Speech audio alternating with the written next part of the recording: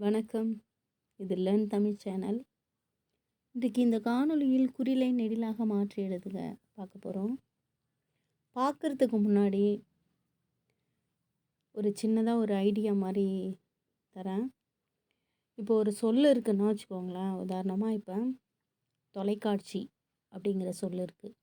அந்த சொல்லை மாணவர்கள் குழந்தைகள் எழுதும்போது அதை எப்படி எழுதுவாங்க அப்படின்னா, தோ இருக்கு இல்லையா, அதுக்கு நெடில்லேருந்து தோன்னு எடுப்பாங்க, இல்லைன்னா தேன்னு எழுதுவாங்க. அப்போ அந்த மாதிரி மிஸ்டேக் பண்ணாமல் இருக்கிறதுக்கு என்ன நம்ம அவங்கக்கிட்ட சொல்லி புரிய வைக்கணும் அப்படின்னா, தோ அதை சொல்லும்பொழுது, அந்த லெட்டரை சொல்லும்பொழுது தோ எந்த வரிசையில் வருது, எந்த வரிசையோட சவுண்டு வருது, உயிரெழுத்து வரிசை. அப்போ தோ அப்படின்னு சொன்னால் ஓ உயிரெழுத்து வரிசையோட சவுண்டு வருது. அப்போ ஓ வரிசையில் நம்ம தோ எப்படி எழுதுவோம்? ஒற்றை கொம்பு போட்டு தா ரைட் பண்ணி அந்த துணைக்கால் போடுவோம். அதான் ஆ வரிசை வரும். ஒற்றை கொம்பு போட்டு ஆ வரிசை எழுதணும் அப்படின்னு நம்ம சொல்லணும். அடுத்ததாக நமக்கு எந்த எழுத்து தேவை? தொலைக்காட்சிக்கு லை. அப்போ லை அப்படின்னு சொல்லும்போது எந்த உயிரெழுத்து சவுண்டு வருது? ஐ வரிசையில். அப்போ ஐ வரிசையில் எப்படி லை எழுதுவோம் அப்படிங்கிறத அந்த பிள்ளைங்களுக்கு தெரியணும். அப்போ இணை கொம்பு எழுதி பக்கத்தில் லா எழுதுனா அந்த எழுத்து தான் லை. அது ஐ வரிசையிலேருந்து எடுத்துக்கணும். அடுத்ததாக இக்கு. ஏன் இக்கு எடுத்துக்கிறோன்னா, இந்தாண்ட காட்சி அதில் கா வரதால் அதுக்கு இனமான அந்த மெய்யெழுத்து அங்கே இக்கு தோன்றுது. அதுக்கப்புறம் கா எந்த வரிசையில் எடுத்துக்கிறோம்? ஆ வரிசையில் எடுத்துக்கிறோம் அப்படின்னு சொல்லணும். இட்டு மெய்யெழுத்து அந்த இடத்துல தேவைப்படுது. இச்சின்னு எழுதக்கூடாது. ஏன்னா பேச்சு வழக்க தொலைக்காட்சி அப்படிமோ, ஆனால் இட்டு அந்த இடத்துல நம்ம எழுதணும் அப்படின்னு சொல்லணும்.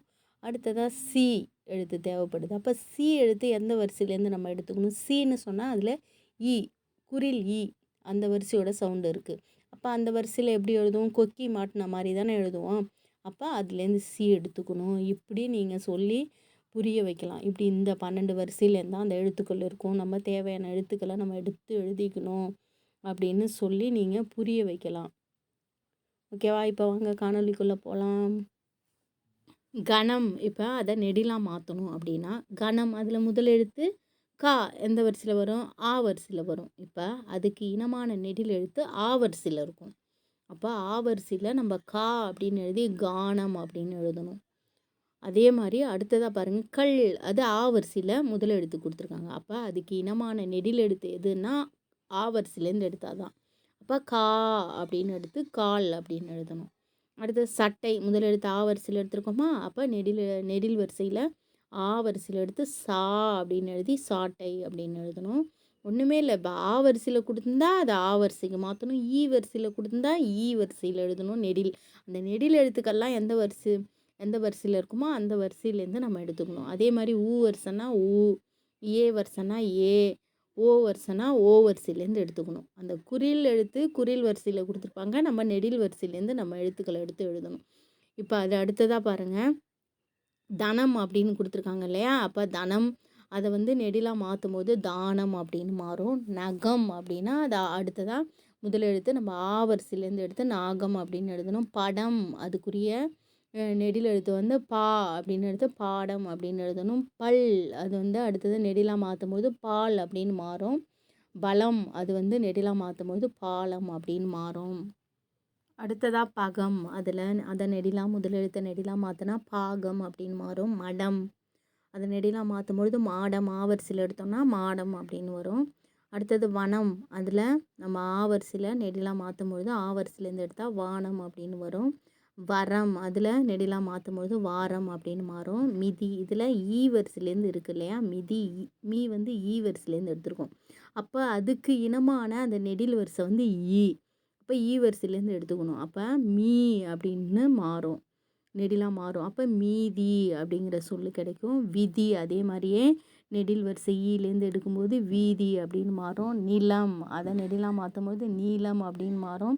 கடை, காடை, விடு, வீடு. அப்போ ஈ வரிசையில் இருந்தால் ஈ வரிசையில் எழுதணும், அவ்வளோதான். அடுத்ததாக பாருங்கள், குடை. அதில் ஊ வரிசையில் எடுத்திருக்காங்க. நம்ம அதை நெடிலாக மாற்றும் பொழுது ஊ வரிசையிலேருந்து எடுத்து எழுத போகிறோம். இப்போ ஊ வரிசையில் கூ எழுதி அந்த டை எழுதுனா கூடை அப்படிங்கிற சொல்லலாம் மாறும். அடுத்தது குடம். அப்போ நம்ம நெடிலாக மாற்றும் பொழுது கூடம் அப்படின்னு மாறும். துளி நெடிலா மாற்றும் பொழுது ஊ வரிசையிலேருந்து தூ எடுத்து எழுதணும். ஊ வரிசையில் தூ எப்படி எழுதுவோம், அதை எழுதி லீ எழுதுனா தூளி அப்படின்னு சொல்லு மாறும். முடி அப்படின்னு இருக்கும், அதை நம்ம நெடிலா மாற்றும் பொழுது மூடி அப்படின்ற சொல்லா மாறும். கொடி அப்படின்னு இருக்குது, அதை நெடிலா மாற்றும் பொழுது கோடி அப்படின்னு மாறும். பட்டு அப்படின்னு சொல் கொடுத்துருந்தா அதை நம்ம நெடிலா மாற்றும் பொழுது பாட்டு அப்படின்னு எழுதணும். அணி அப்படின்னா ஆணி அப்படின்னு மாற்றி எழுதணும். ஒட்டு அப்படின்னு ஒரு சொல் இருக்குது, அதை நெடிலா மாற்றினா ஓ.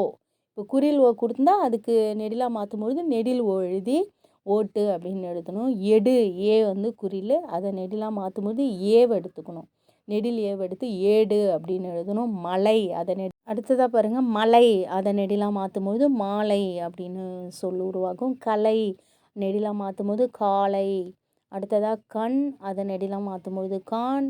உண்ணு இருக்கு இல்லையா குறில், அதை நெடிலா மாற்றும் போது ஊன். ஊன்னா இறை உணவு அப்படிங்கிற பொருள். 3 சுழி நீ இன்னு ஊன் வந்து இறை உணவு, அதாவது சாப்பிட்ற அந்த இது. அடுத்ததாக முட்டை அதில் நெடிலா மாற்றும் பொழுது மூட்டை அப்படின்னு மாறும். புட்டு பூட்டு. அடுத்ததாக கட்டு காட்டு. அடுத்தது பரி பாரி. கொடு கோடு, அதாவது ஆ வரிசையில் குறில் வரிசை ஆ அப்படின்னா அதோட நெடில் வரிசையில் நம்ம மாற்றி எழுதணும். அதே மாதிரி ஈ வரிசையில் கொடுத்துருந்தாங்கன்னா முதல் எழுத்து நம்ம நெடிலா மாற்றும் பொழுது ஈ வரிசையிலேருந்து மாற்றி எழுதணும். ஊ வரிசையில் கொடுத்துருந்தா ஊ வரிசையில் மாற்றி எழுதணும். ஏ வரிசையில் கொடுத்துருக்காங்கன்னு வச்சுக்கோ குறில் எழுத்து, அதில் நெடிலா மாற்றும் போது ஏ வரிசையிலேருந்து எடுத்துக்கணும். அதே மாதிரி ஓ வரிசை கொடுத்துருந்தா ஓ வரிசையில் மாற்றி எழுதணும். இதை உங்கள் குழந்தைங்களுக்கு சொல்லி புரிய வைங்க. தேங்க்யூ ஃபார் வாட்சிங்.